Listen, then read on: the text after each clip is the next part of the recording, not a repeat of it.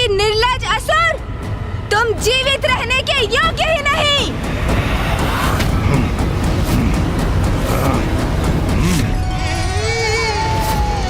हे ब्रह्मदेव, माता, मैं आप दोनों की पूजा से अत्यंत प्रसन्न हुआ। आप दोनों ने अपनी भक्ति के उदाहरण से ये स्थापित कर दिया कि यदि व्यक्ति का उद्देश्य पवित्र हो, उसका हृदय निर्मल हो, तो फिर कोई भी बुरी शक्ति उसके लक्ष्य प्राप्ति में बाधा नहीं बन सकती, क्योंकि जिनके विचार शुद्ध हैं, निर्मल हैं, भगवान भी उन्हीं का साथ देने के लिए प्रेरित होते हैं। आप दोनों की भक्ति से प्रसन्न होकर मैं आप दोनों को संपन्नता का आशीष देता हूँ।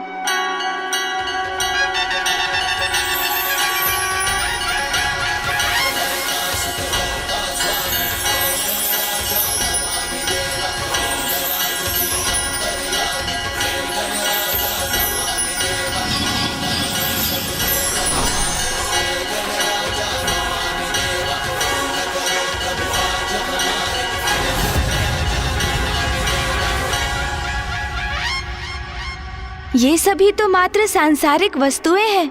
जीवन में सुख पाने के लिए इन्हें प्राप्त करना आवश्यक भी है, किंतु भोग के इन वस्तुओं से अत्यधिक मोह करना उचित नहीं। आप दोनों इनका आनंद उठाते हुए भी अपनी भक्ति और निष्ठा को सदा बचाकर रखिएगा, क्योंकि मनुष्य जीवन का परम लक्ष्य तो मोक्ष की प्राप्ति है, और जो भगवान की भक्ति से ही संभव है। मेरा आशीष सदैव आपके साथ है, किंतु मुझे अब यहाँ से प्रस्थान करना होगा माता। आप दोनों का कल्याण हो।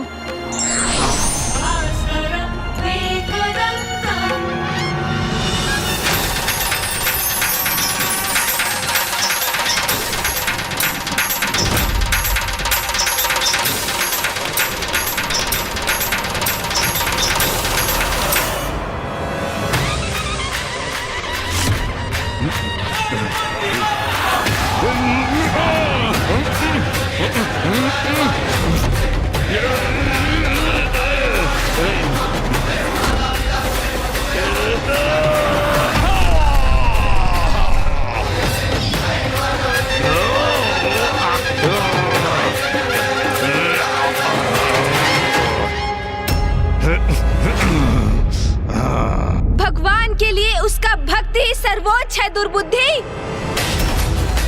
मेरे भक्तों को पीड़ा देकर तुमने बहुत बड़ा अपराध किया है, जिसका दंड अब तुम्हें अवश्य प्राप्त होगा।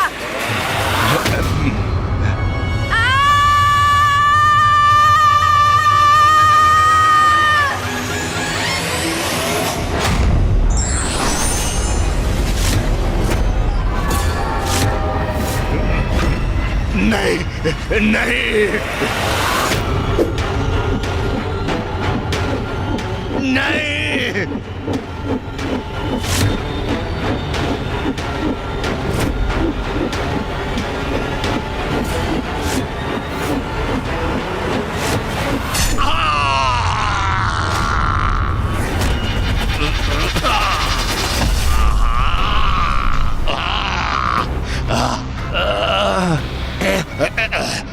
प्रथम पूज्य गणेश, अब मेरा जीवन तो मिट रहा है, किंतु अभी ये शत्रु तो नहीं मिटी है।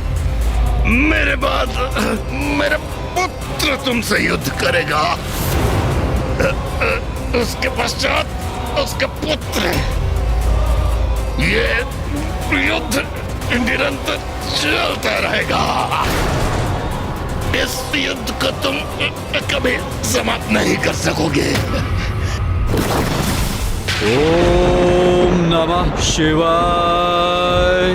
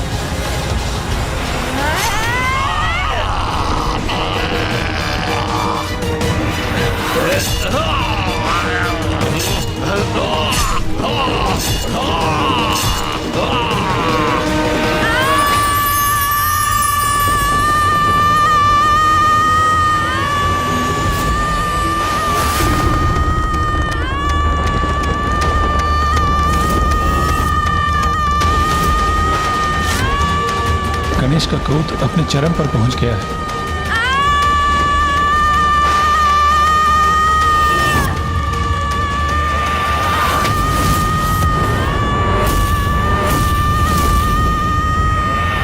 गणेश जी का क्रोध तो गर्जना के रूप में चारों दिशाओं में ध्वनित हो रहा है।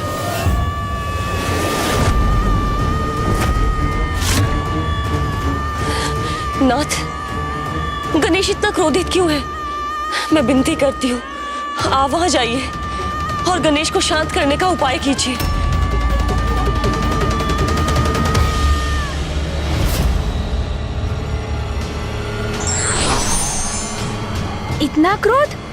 इतना क्रोध मुझे कैसे आ गया और क्यों?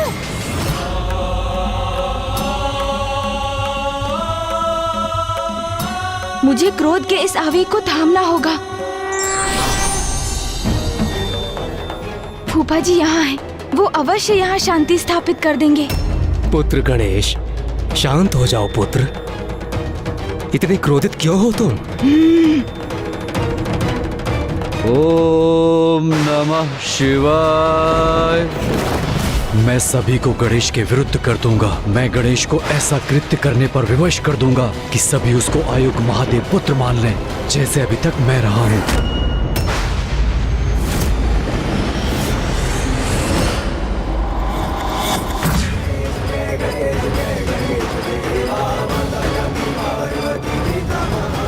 प्रतीत होता है फूफा जी की बातों का प्रभाव मेरे दूसरे प्रतिरूप योद्धा गणेश पर हो रहा है। वो शांत होता दिख रहा है।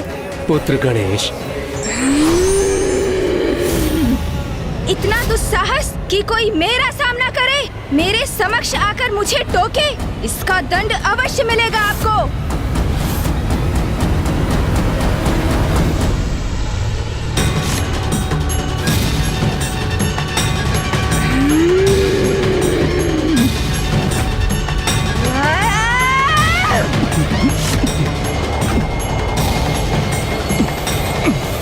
पुत्र गणेश, शांत हो जाओ पुत्र।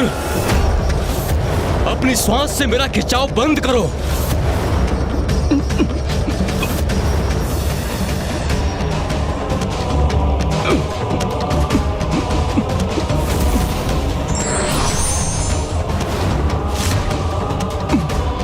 ये हो क्या रहा है? गणेश जी ब्रह्मदेव को अपने भीतर क्यों खींच रहे हैं? गणेश जी अपने विकराल योद्धा रूप में ये कैसा अनर्थ करने जा रहे हैं? सृष्टि के रचयिता हैं ब्रह्मदेव। यदि उन पर संकट आया तो समस्त सृष्टि पर संकट आएगा।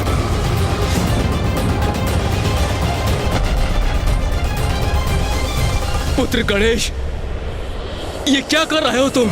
आपने मुझे टोका क्यों? क्यों टोका आपने मुझे? ये गणेश जी ब्रह्मदेव के प्रति इतने कठोर क्यों हो रहे हैं? ये कैसा क्रोधावेश है उनका? ये क्या कर रहे हैं गणेश जी? गणेश ने तो जैसे निश्चय कर लिया है, वो शांत नहीं होगा। मेरा क्रोध अभी शांत नहीं होने वाला।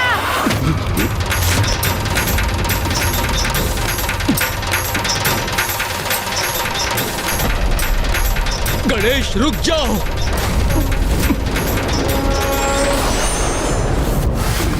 पुत्र गणेश, ब्रह्मदेव को मुक्त कर दीजिए, अन्यथा अनर्थ हो जाएगा। नहीं करूंगा, कदापि नहीं करूंगा।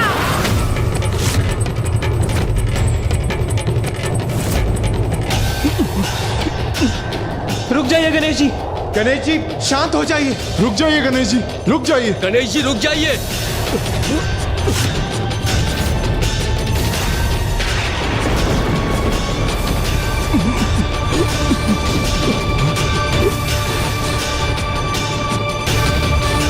यदि गणेश की सूंड ने मुझे अपने भीतर खींच लिया तो मैं इस अनंत अंधकार में समाहित हो जाऊंगा।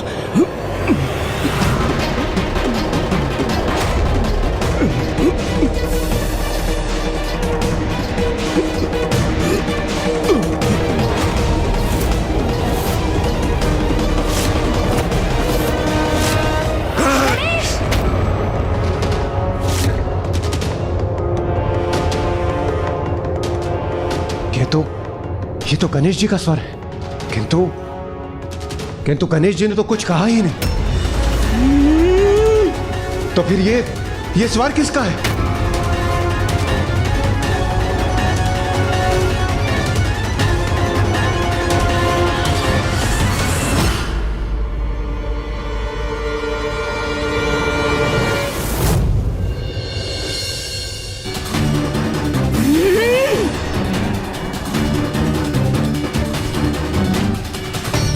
एक और गणेश जी? यहाँ दो गणेश जी कैसे उपस्थित हैं? ये कैसे संभव है?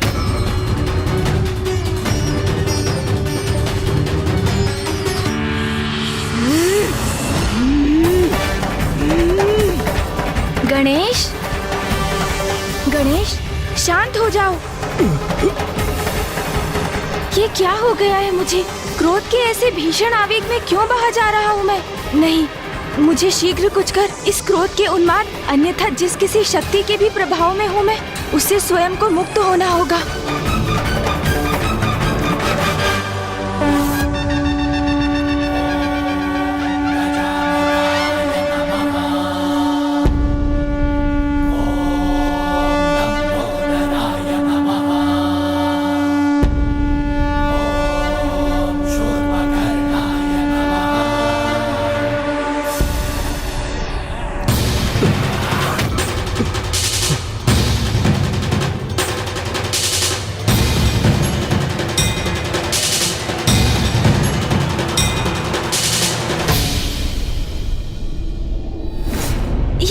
ये कैसा अनर्थ करने जा रहा था मैं?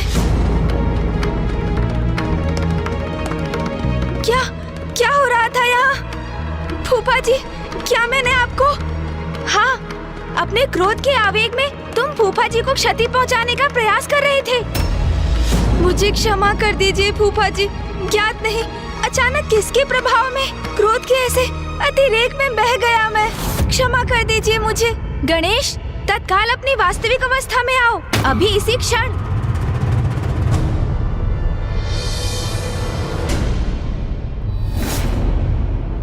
गणेश जी, आप दो रूप में प्रकट हो गए, और क्यों? सूर्यदेव, मेरे भक्तों ने मेरी पूजा का संकल्प किया था, किंतु असुर दुर्बुद्धि उनके संकल्प में विघ्न उत्पन्न कर रहा था, तो मैं वहीं अपने भक्तों के साथ रुक गया, जिससे वो निर्विघ्न अपनी पूजा संपन्न कर सके। किंतु मेरा विकराल योद्धा स्वरूप इस संकट को मिटाने के लिए, दुर्बुद्धि का अंत करने के लिए यहाँ प्रस्तुत हुआ। गणेश जी, आपकी लीला तो अद्भुत है। आपने एक भक्त की भक्ति का मान भी रख लिया और दुर्बुद्धि रूपी संकट का भी अंत कर दिया। धन्य है आप। यदि भगवान भक्तों की रक्षा नहीं करेंगे तो संसार में धर्म की सत्ता कैसे स्थापित होगी?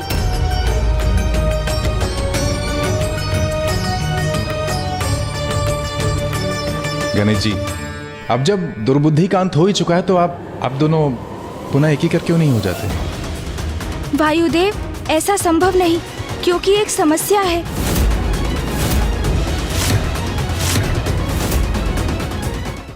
गणेश जी, अब जब दुर्बुद्धि का अंत हो ही चुका है, तो आप दोनों पुनः एक ही कर क्यों नहीं हो जाते?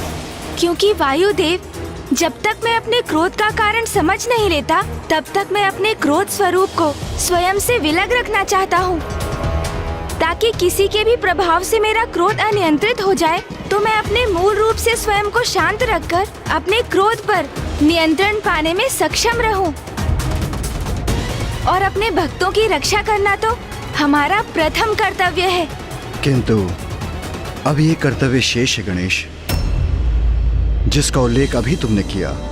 तुम्हारे भीतर अचानक उत्पन्न होने वाले क्रोध का स्रोत शीघ्र ज्ञात करना भी अति आवश्यक है। पिताश्री, आप इसकी चिंता मत कीजिए, ये तो मैं स्वयं करने जा रहा था। उचित है पुत्र, आत्मचिंतन से ही अपने कार्यों का उचित मूल्यांकन करने में सक्षम होते हैं। अपनी भूलों को समझकर अपने दोषों का निवारण करने के लिए प्रेरित होते हैं। इसलिए मैं तुम्हें आत्मचिंतन के लिए एकांत में छोड़ता हूँ। फूफा जी, मुझे अपने कृत्य के लिए ग्लानि कम होगी यदि?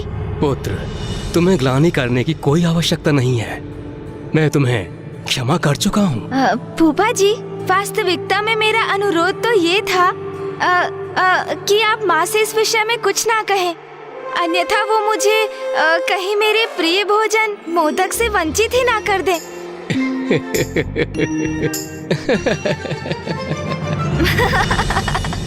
महादेव, ब्रह्मदेव, अब हमें भी चलना चाहिए। प्रणाम प्रभु। प्रणाम प्रभु। गणेश जी, अब हमें भी प्रस्थान करने की अनुमति दीजिए। प्रणाम प्रणाम। गणेश, ये क्या कर रहे थे तुम? क्या हो गया है तुम्हें? फूफा जी के साथ ऐसा व्यवहार क्यों किया तुमने? फूफा जी के साथ ऐसा व्यवहार क्यों किया तुमने? ये तो मैं स्वयं भी समझने में असमर्थ हूँ कि मुझ पर अचानक किसका प्रभाव छा गया था। क्रोध से कुछ भी प्राप्त नहीं होता गणेश, उसे सदा नियंत्रण में रखना चाहिए। तुम मुझे समझा रहे हो? तुम स्मरण नहीं, जब चंद्रदेव के साथ वो घटना घटित हुई थी तब कितने आवेशित हुए थे तुम? तब मैं भी तुम्हें इसी प्रकार उलाहना दे सकता था ना? मैंने अपनी इच्छा से कुछ भी नहीं किया। मेरे इस कथन पर विश्वास क्यों नहीं करते हो तुम? मुझे ज्ञात नहीं अचानक क्या हुआ था मुझे, अन्यथा क्या मैं कल्पना में भी फूफा जी को क्षति पहुंचा सकता हूँ? बोलो। हाँ, ये तो तुम सर्वथा उचित कह रहे हो। ये अपार क्रोध का चक्र तो कुछ समय से निरंतर चल रहा है, किंतु अब हमें इसके मूल में भी जाना होगा। हाँ, क्योंकि ये घटनाक्रम कहाँ जाकर थमेगा, किसे ज्ञात है? कल चंद्रदेव पर तुमने क्रोध किया, आज मैं क्रोधवश फूफा जी को ही निगलने चल दिया, तो कल तुम मामा जी को अपना आहार बनाने भी पहुंच सकते हो। फिर क्रोधवश तुम इंद्रदेव, सूर्यदेव और अन्य सभी देवताओं को भी क्षति पहुंचा सकते हो। और तो और स्वयं भैया पर भी आक्रमण कर सकते हो। मैं नहीं, तुम। मैं अर्थात तुम। समझ गया, हम दोनों एक ही तो हैं। चलो इसकी चर्चा छोड़ो, ये बताओ तुम क्या अभी भी क्रोध से प्रभावित हो? नहीं। ये क्या कर रहे हो तुम? और क्या, तुम्हारे क्रोध को जागृत करने का प्रयास कर रहा हूँ। कहो, क्रोध आया तुम्हें? अब मैं भी तुमसे वही प्रश्न करता हूँ, क्यों क्रोध आया तुम्हें? नहीं, ऐसे तो हम दोनों को ही क्रोध का आभास नहीं हुआ, तो इसका अर्थ है हमारे क्रोध के मूल में कुछ और है और इसका रहस्य शीघ्र ज्ञात करना होगा हमें। वो तो है, किंतु ये हम कैसे ज्ञात करेंगे?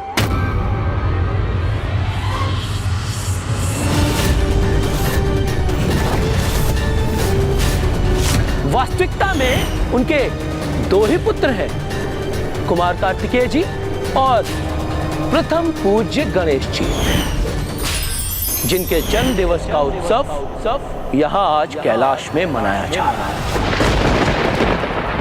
गणेश का जन्म दिवस, महादेव का प्रिय पुत्र।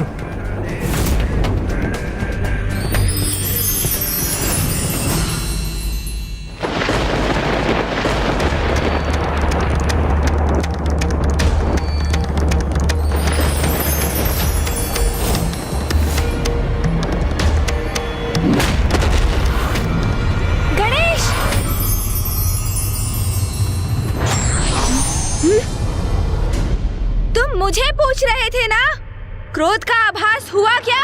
तो हाँ, अब हुआ मुझे अत्यंत क्रोध का आभास, अत्यंत क्रोध का। गणेश को पुनः क्या हो गया है? ये ऐसा व्यवहार क्यों कर रहा है? ओह, तो क्रोध का स्रोत ये लाल धूम्र है।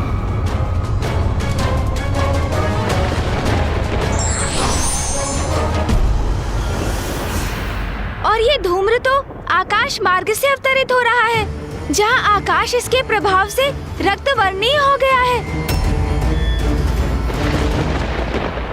जब हमें ये ज्ञात हो ही गया है, तो विलंब किस बात का? हमें यथाशीघ्र वहाँ पहुँचना चाहिए। जो भी इस क्रोध का कारण है, अब वही इसके परिणाम का भागी बनेगा। मैं तो उसे मसलने के लिए आतुर हो रहा हूँ।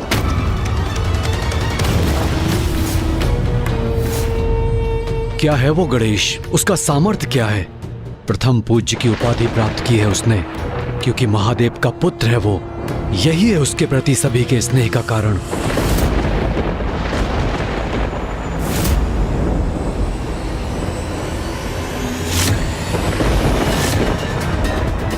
किंतु मैं भी तो महादेव पुत्र हूँ, तो मैं अपना अधिकार अवश्य लूंगा। वो सब छीन लूंगा गणेश से जो उसे प्राप्त है। उसके पिता का स्नेह, उसका उच्च पद, देवताओं में उसका स्थान। गणेश, अभी मेरे प्रकोप से सामना कहाँ हुआ है तुम्हारा?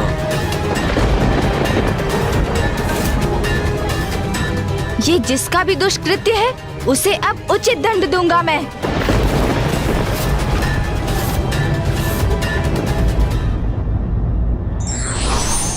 क्रोध किसी से भी भूल करवा सकता है, इसलिए क्रोध पर नियंत्रण आवश्यक है।